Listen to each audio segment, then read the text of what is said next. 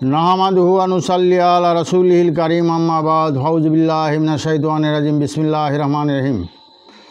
বন্ধুগণ, আমি সাধক মোস্তাক মনির, বাংলাদেশ। আমি আজকে আপনাদের সম্মুখে সেই মহামহিমান্বিত দৈব শক্তি এবং অসুরীয় শক্তি সম্পর্কিত একটি বিরল আলোচনা নিয়ে উপস্থিত হয়েছি। আশা করি আপনারা যারা তত্ত্ব জ্ঞান সম্পর্কে অবশ্যই আগ্রহী, তারা এই সমস্ত ভিডিওগুলো অবশ্যই দেখবেন এবং শুনবেন।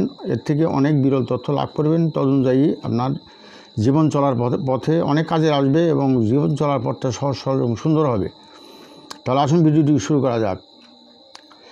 দৈব শক্তি কী এবং অসুরীয় শক্তি কী, এই বিষয়ে আমি প্রথমে আলোচনা করব।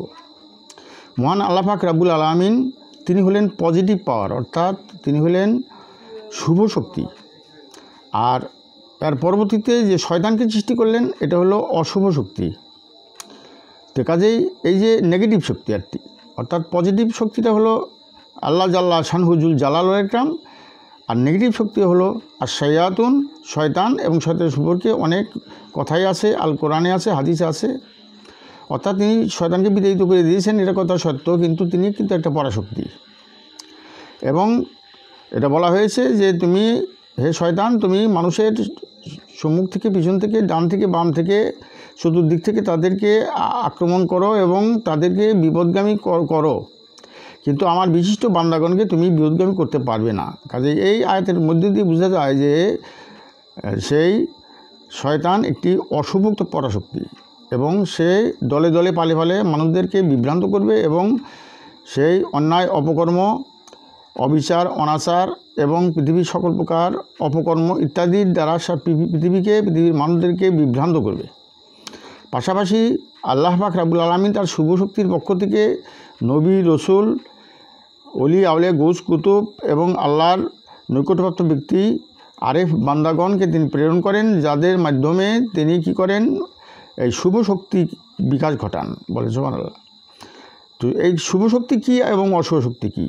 যারা সত্যের পথে চলতে চান, যারা ন্যায়ের পথে চলতে চান, যারা হক পথে চলতে চান, যারা ভালো পথে চলতে চান, যারা সত্য, সুন্দর এবং আল্লাহর পথে চলতে চান, তাদেরকে সহযোগিতা করার জন্য আল্লাহ পাক রাব্বুল আলামিন তিনি তাদেরকে দৈব শক্তি দান করেন। বলে সুবহানাল্লাহ।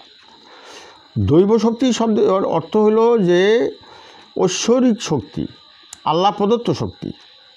এবং আমরা জানি যে পৃথিবীর ইতিহাস পর্যালোচনা করলে আমরা দেখতে পাই যে সেই আদি আদম আলাইহিস সালাম থেকে শুরু করে আমাদের প্রিয় নবী হযরত মুহাম্মদ আহমদ মুস্তাফা সাল্লাল্লাহু আলাইহি সাল্লাম পর্যন্ত যত নবী, রসুল, পয়গম্বর, গৌস, কুতুব পয়গম্বরের আগমন ঘটেছে এবং নবী করিম সাল্লাল্লাহু আলাইহি সাল্লাম পরেও যে সমস্ত সেই আবেদ বান্দাগণ এবং মামুন মুরসালিন বান্দাগণের আগমন ঘটেছে এবং তারা এই ইসলামকে প্রতিষ্ঠিত করার জন্য, সত্যকে প্রতিষ্ঠিত করানো, ধর্মকে প্রতিষ্ঠিত করার জন্য পৃথিবীতে তারা কাজ করেছেন।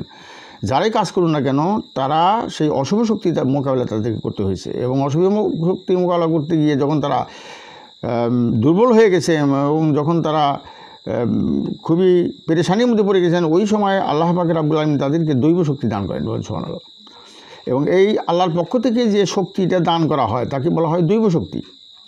যেমন মনে করেন যে আমাদের মহানবী সাল্লাল্লাহু আলাইহি সাল্লামকে যে দৈব শক্তি দান করেছিলেন, তিনি আল্লাহ পাক রাব্বুল আলামিন বললেন, তুমি আঙ্গুলে ইশারা করো, চন্দ্র দুই ভাগ হয়ে যাবে। এটা দৈব শক্তি। হয়তো মুসা আলাইহিস সালামকে দৈব শক্তি দান করেছিলেন যে তুমি তোমার এই লাঠিটা দিলাম, এটা দৈব শক্তি, এই লাঠি ছেড়ে দেওয়ার সাথে সাথে এটা অজগর সাপ হয়ে যাবে এবং এই লাঠি দিয়ে যদি তুমি পানিতে আঘাত করো, পানি দ্বিধাবিভক্ত হয়ে যাবে।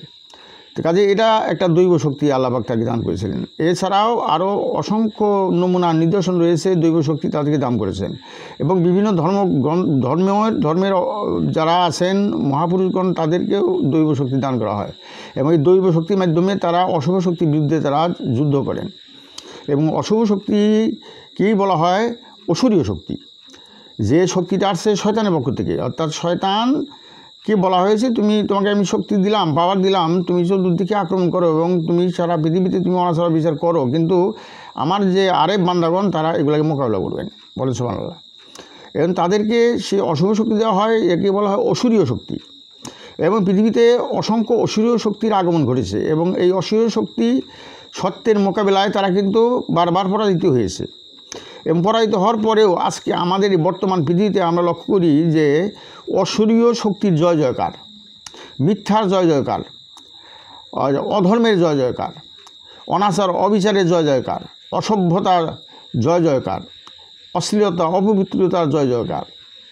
কাজে এই অপবিত্রতা অশ্লীলতা এর সবগুলি অশুভ শক্তি অর্থাৎ অসুরীয় শক্তিরই প্রভাব। সুতরাং এই অসুরীয় শক্তির প্রভাব থেকে যদি আমরা মুক্ত হইতে চাই তাহলে আমাদেরকে অবশ্যই সেই খোদাই শক্তি অর্থাৎ সেই দৈব শক্তি, সেই আল্লাহই শক্তিতে শক্তিমান হইতে হবে। যে পর্যন্ত আল্লাহ পাক রব্বুল আলামিন তার নিজের পক্ষ থেকে তার সেই শুভ বান্দাদেরকে, সেই কি বলে মামুন মুরসালিন বান্দাদেরকে এবং সত্য পথে যাত্রীদেরকে যদি দৈব শক্তি দান না করা পর্যন্ত এই সমস্ত আমাদের শুভ শক্তি জয়যুক্ত হবে না, আমাদের যে সত্য সেটা জয়যুক্ত হবে না। এজন্য আল্লাহ পাক রব্বুল আলামিন তার নিজের পক্ষ থেকেই এই বিধান করেছেন যে তিনি যদি কোনো জাতি বা কোনো কৌম তারা সত্যের পথে আসতে চায় এবং তাদের ভিতরে যদি এমন কোনো আরেফ বান্দা থাকেন যারা সত্যের পথে তাদেরকে আহ্বান করছেন, তখন আল্লাহ পাক রব্বুল আলামিন তার পক্ষ থেকে তাদেরকে শুভ শক্তি দান করেন। কারণ এই অশুভ শয়তানি শক্তির মোকাবেলায় সাধারণ মানুষ টিকতে পারবে না এবং সাধারণ মানুষ দলে দলে পালে পালে বিভ্রান্ত হয়েছে শয়তানের পদাঙ্ক অনুসরণ করবে, বলেন নাউজুবিল্লাহ। সুতরাং তাদেরকে রক্ষা করার জন্য ওই সমস্ত মামুন মুরসালিন বান্দাদেরকে মহান আল্লাহ রাব্বুল আলামিন তার নিজের পক্ষ থেকে শুভ শক্তি দান করেন এবং এই শুভ শক্তির মাধ্যমে অশুভ শক্তির সঙ্গে যুদ্ধ বা লড়াই হয়, তখন এই শুভ শক্তির মাধ্যমে অর্থাৎ এই দৈব শক্তির মাধ্যমে তারা কী করেন, অশুভ শক্তিকে পরাজিত করেন। সুতরাং এটা অত্যন্ত গুরুত্বপূর্ণ একটা বিষয় যে আমাদের অবশ্যই মহান আল্লাহ পাক রব্বুল আলামিনের এমন একটি মাকাম এবং স্তরে উন্নীত হইতে হবে আমাদের ভিতর থেকে এমন কিছু বান্দা যারা অবশ্যই আল্লাহর পক্ষ থেকে দৈব শক্তি লাভ করেন বলে সুবহানাল্লাহ।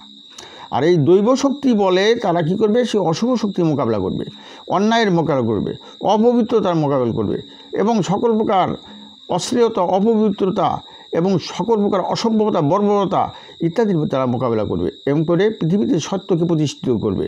সুতরাং এই পৃথিবী পাপের ভারে জর্জরিত হয়ে গেছে। সুতরাং এই পাপের ভারে জর্জরিত এই পৃথিবীকে সত্যিকার অর্থে একটি শুভ শক্তি সম্পন্ন একটি পৃথিবীকে শান্তিপূর্ণ পৃথিবীতে রূপান্তর করতে হলে এবং আল্লাহর প্রদত্ত সেই শান্তিময় একটি আইন কানুন এবং বিধিবিধান ইত্যাদিকে প্রতিষ্ঠিত করতে হলে এবং সত্য প্রতিষ্ঠিত করতে হলে, এক কথায় সত্যকে প্রতিষ্ঠিত করতে হলে অবশ্যই দৈব শক্তির প্রয়োজন আছে।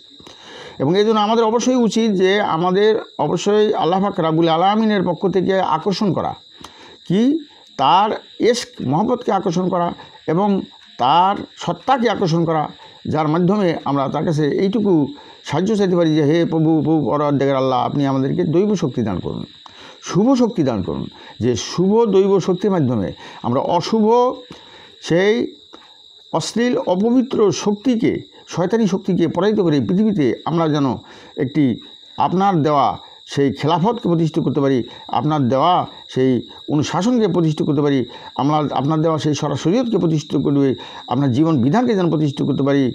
এবং এটা অবশ্যই এটাকে প্রতিষ্ঠিত করতে হলে শুধুমাত্র মানবীয় শক্তির দ্বারা সম্ভব নয়, এখানে অবশ্যই দৈব শক্তির সাহায্য লাগবে এবং দৈব শক্তির সাহায্যের জন্য আমাদেরকে অবশ্যই সেই স্তরে উন্নীত হতে হবে।